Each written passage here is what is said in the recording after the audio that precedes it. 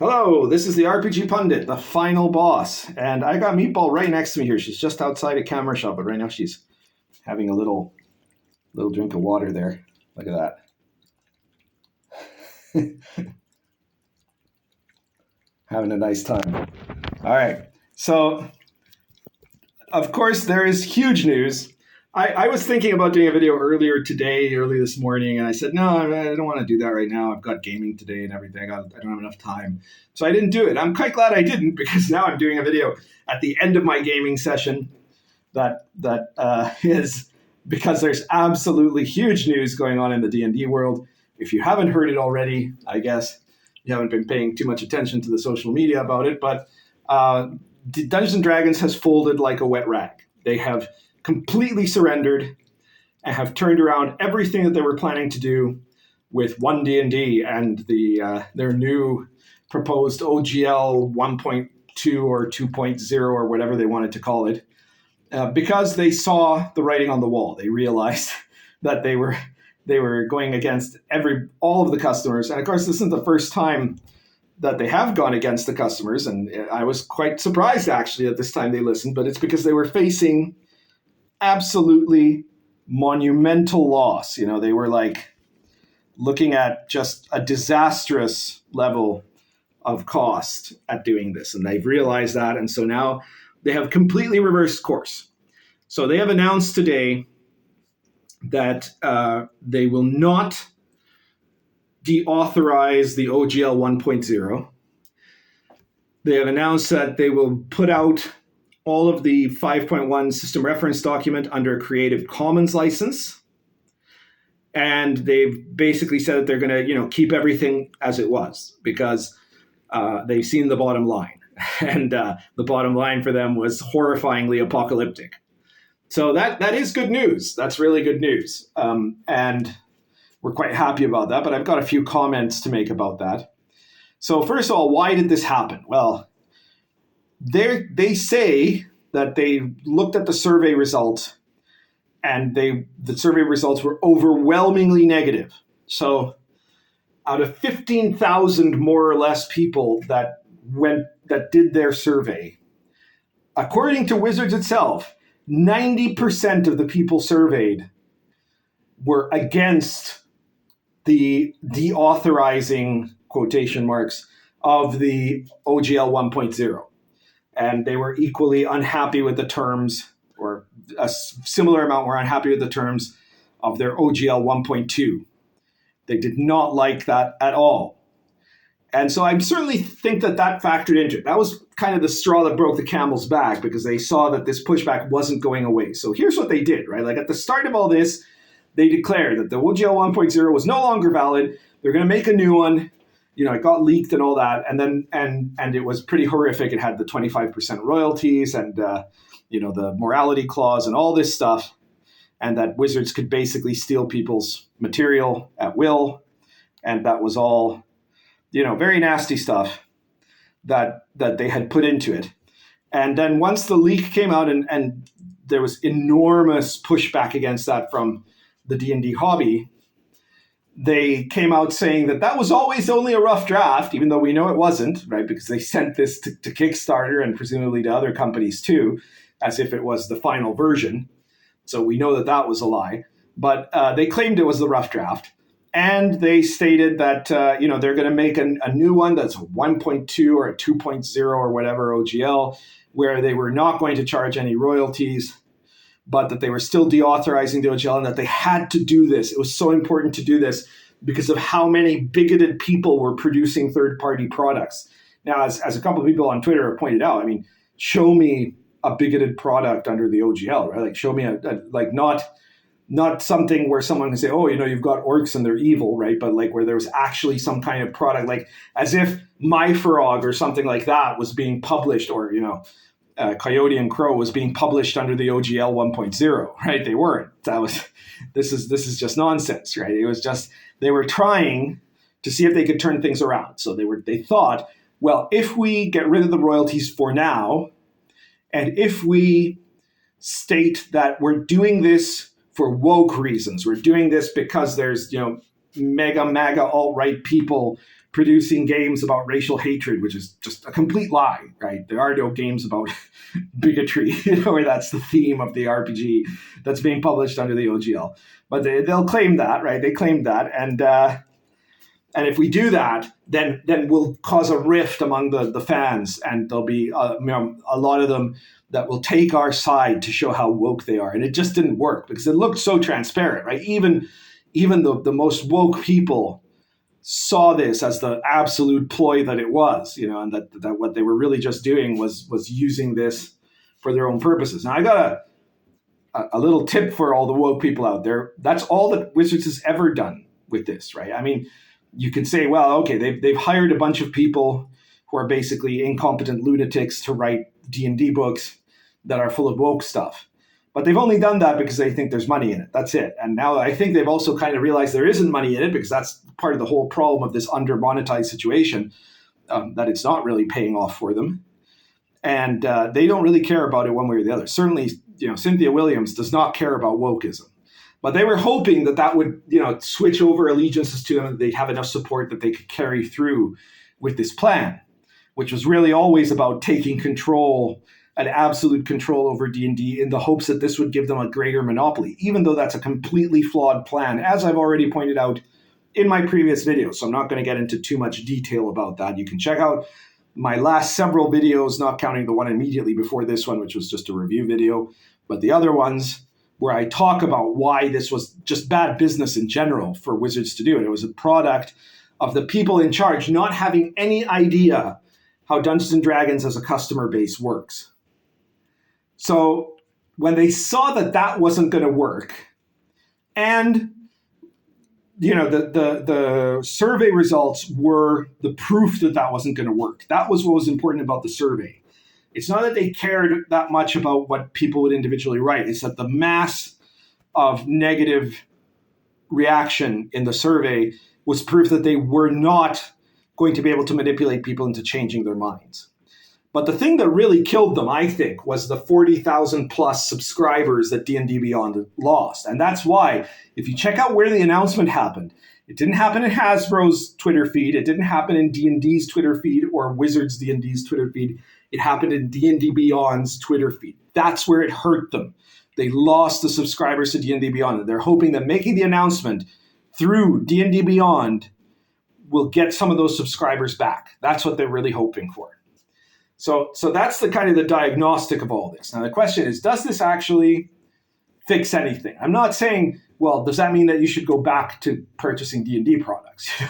That's not really a question that can be answered outside of the personal, except in my personal opinion, which is that, really Wizards is, unless they end up producing stuff that's totally different than what they're doing now, is not worth buying. You're much better off going with excellent OSR games like Lion and Dragon, or settings like Sword and Caravan, either of which are more interesting than anything Wizards has put out ever, right? So check those out, and check out all the rest of my products. My RPG Funded Presents series.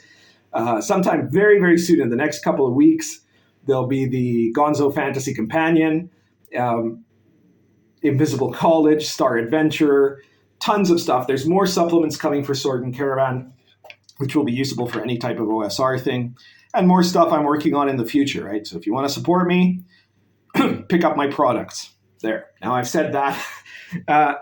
Going back into the rest of the conversation, the real question is whether we can you trust D&D on this? And so the very first thing to say is we need to see them actually carrying through with this, right? So they've said, first of all, they're going to put the SRD of the 5.1 SRD of Dungeons and Dragons in a Creative Commons license, which means it'll be available forever. It'll be irrevocable. It won't be something they control. And okay, that all sounds good, actually, but we have to see them do it, right? Because talk is one thing, action's another. So until that happens, you don't want to necessarily take them off the hook. You don't want to start subscribing back to D&D Beyond. That's the number one thing. Because you can say, all these people who said, I'm never going to buy another D&D book. Well, great, but half of these people never bought a D&D book in years anyways, if ever. And other people, well, you have to wait to see when the book comes out whether or not they'll buy it. because maybe some of them will anyways, because nerds are hopelessly completists. But if you had a D&D Beyond subscription and you canceled that subscription, that is something you did that immediately hurt them. And so they felt that, and that was a big deal, because that's, in the long term, a huge amount of money, millions of dollars in losses for them that they cannot deny on any level. They can't say, well, they never would have bought it anyways, because you were buying it. You were paying a monthly fee for D&D Beyond, and now you're not.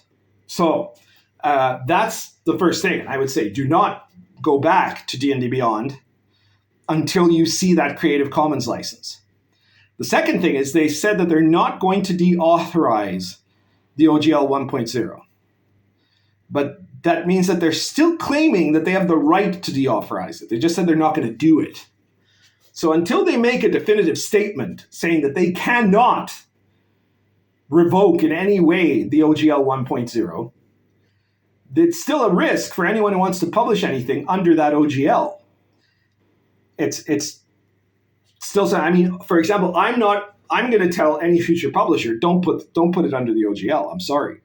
Maybe I'll put it under a different license. I've heard that the people doing the Orc license, Paizo and company, who are really, they're probably quite pissed off about this now, right? Like Paizo made a fortune, right? They played the perfect corporate game, right? They saw what Wizards was doing. They said, we're going to do the opposite. We're going to be the heroes.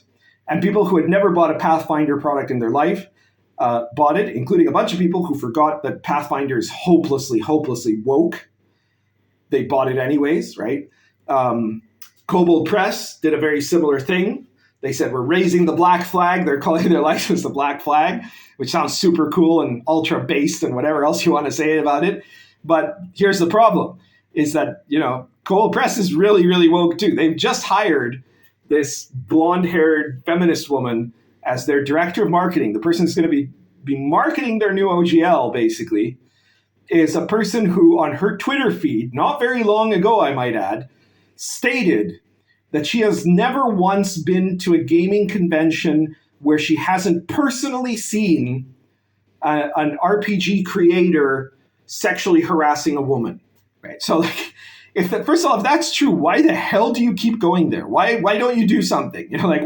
What kind of world are you pretending that you live in, where just at any convention, publicly in front of everyone, presumably white male RPG creators are sexually harassing women, nobody does anything, and you don't do anything because you know that somehow you, a pink-haired feminist woman, would not be listened to in this world in 2023, whereas a straight white male would have all the power in that situation. Like, who the hell do you think you're fooling, right? What a ridiculous thing to say. Second, if it were true, why in the world would you still want to be involved with RPGs at all? And Kobold Press, what kind of responsibility do you have where you're going to presumably hire this woman and force her to go to more conventions where she's going to see more women being sexually harassed by game designers everywhere she goes? I mean, it seems to me that it would be irresponsible of you to hire a woman in an environment like that. So how could you justify it, right? So these are people that are not necessarily on our side, but they certainly learned how to take advantage of the situation. And both Kobold Press and Paizo made a goddamn fortune. Paizo they've already probably had their best-selling year since 5th edition came out. It's very likely that this is their sales have been monumental of people buying their stuff thinking that it's just to spite Wizards. Not buying Wizards stuff is a good way to spite Wizards. Buying Paizo stuff is a great way to make money for Paizo, who are otherwise usually doing things that are probably not that great. But the Orc license, Eric Mona, as you guys know from my previous video, he conceded that it can't possibly have a morality clause. They're going forward with that license, and depending on how that license ends up looking, it's supposed to come out in February, or at least the first draft of it is. Well, maybe it'll be good, right? And maybe that'll be worth it.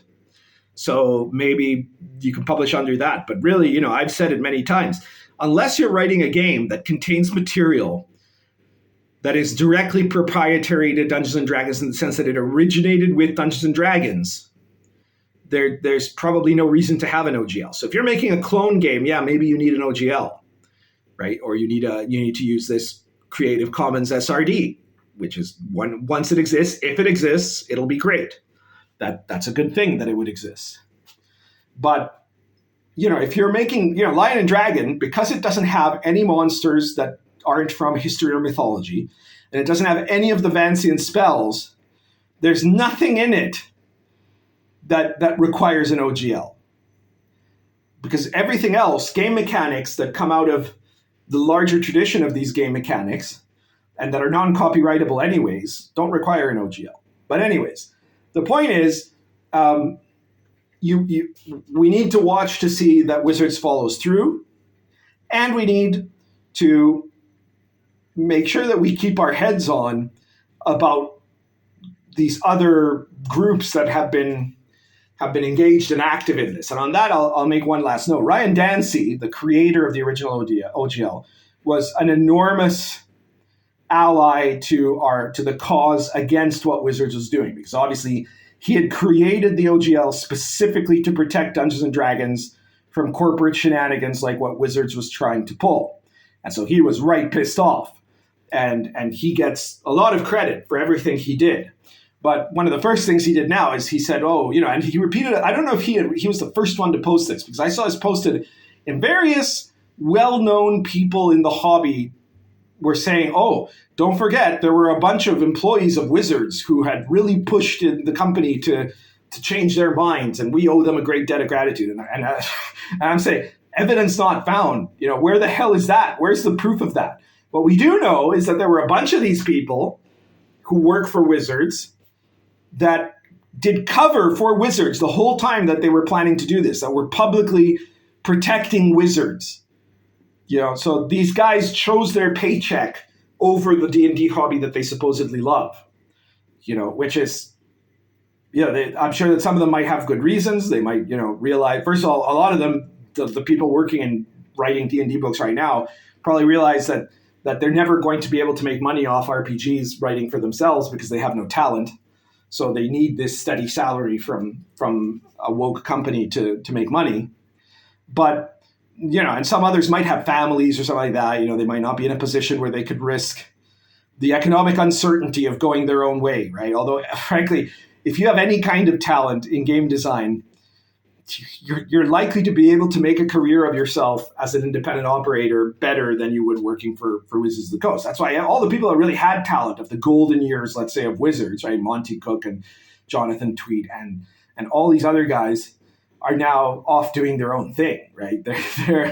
They're because they can, what has Jeremy Crawford done that anyone's going to remember, really? So, I have strong doubts that there was anyone in Wizards that was actually instrumental in changing Wizards' minds. I don't think that's true. I think Wizards got their minds changed, first of all, by all the people that unsubscribed from D&D Beyond. Second, from the people that filled in that survey and said, we're never going to accept this.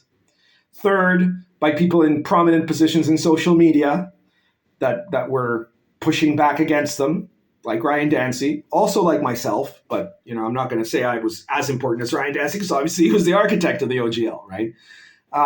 And fourth, by all of the competitors coming together and saying, we're going to make this orc license and it's going to eat you alive, Wizards, right? Like, that's the thing they were most scared of. If they don't have an open license now, and if it's clear that people just aren't going to, they said something like 62% of people said that they would never publish a product under the 1.2 license that we're proposing, right? So that's it. They're dead in the water, right?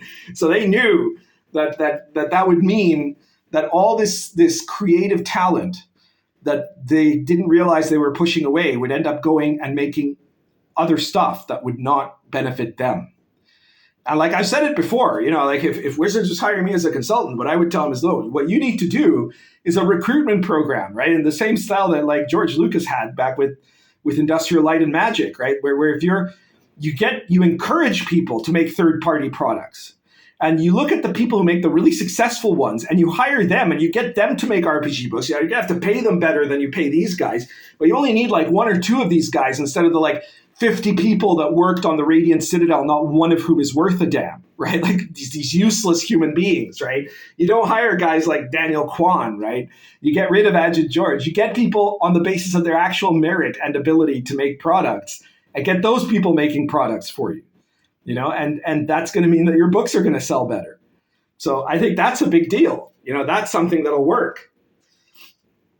Now, I mean, they still have this problem fundamentally that Hasbro has with Dungeons and Dragons, which is that they want to find a way to monetize it to the level that something like Magic the Gathering is monetized, to the level that something like a video game is monetized. And our hobby just isn't that, right? I mean, our hobby is a thing where a guy could literally buy one book, right? You could buy Lion and Dragon, let's say. And I hope that people do buy Lion and Dragon, but I hope it's not the only book they buy because there's so much other good stuff for Lion and Dragon. But in theory, I'm not advocating it now. I'm advocating that you buy more than one of my books. But let's say you just bought Lion and Dragon, and good for you, right? And so you spent whatever, $23, $24, I think is what it costs for the hardcover, $19, I think, for the softcover. It's ridiculously cheap, right? So you got Lion and Dragon, one book.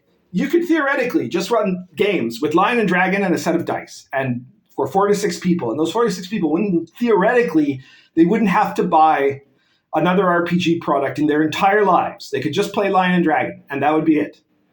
So, I know that that's not the usual, but it's closer to the usual than, say, in Magic the Gathering, where you could say, well, you could buy one pack of Magic the Gathering cards and never get another card in your life and still play Magic the Gathering for years. It just doesn't quite work the same to say that, right? Likewise with Warhammer and stuff like that, right? People need to get more cards or need to get more miniatures or want to get them more. And it's a part of that hobby to go around collecting these cards and these miniatures. In RPGs, you don't have that. You have a situation where a large percentage of people who play RPGs buy no books because they're just players, and then a smaller percentage, but a significant one, buy one book or the 3 core books of D&D and nothing else. And then you have a very small percentage, relatively speaking, that buy every book that comes out, including books that they shouldn't be buying, right? And that's kind of what the market is there, and that's it, right? So they have to figure out other ways to make more money off this if they think that they can. But I think that there are certain limitations to our hobby that means that in some sense it makes a lot more sense in our hobby that it's not really the terrain of a multinational corporation. It's the terrain of a middle-sized company that makes products as labors of love, but to make money, makes good products, but they make it as a business, but they make it because they like role-playing and they know exactly, what their sales are going to be. And they really aren't looking to grow into a multi-billion-dollar industry or something like that, because there's just some things that you're not going to be able to accomplish with this kind of a hobby, So I think it's going to be a problem they're going to keep facing. I don't know what that'll mean in the future. I mean, this might be one of the things that convinces them to sell Wizards of the Coast off, or to eventually, if it doesn't work, to just mothball D&D for a certain period of time, which is again why the OGL is so important, because it means that they could mothball D&D for a decade or two, but we could keep making RPGs for that whole time and make a ton of incredible RPGs and still actually expand the hobby and continue doing the stuff that we're doing, and people would still have fun with it, So I'm glad that Wizards of the Coast we finally found what level of absolute pants-crapping fear they have to change their position. But we found it, and that's great. Congratulations to all of us, and good for them for finally, after months of conflict, seeing the light. Great. But, that doesn't mean that it's all over yet. I guess that's everything for today. If you like this video, please hit the like button, subscribe if you haven't subscribed, and share this video anywhere you think people will find it interesting, or anywhere you think it'll piss people off too.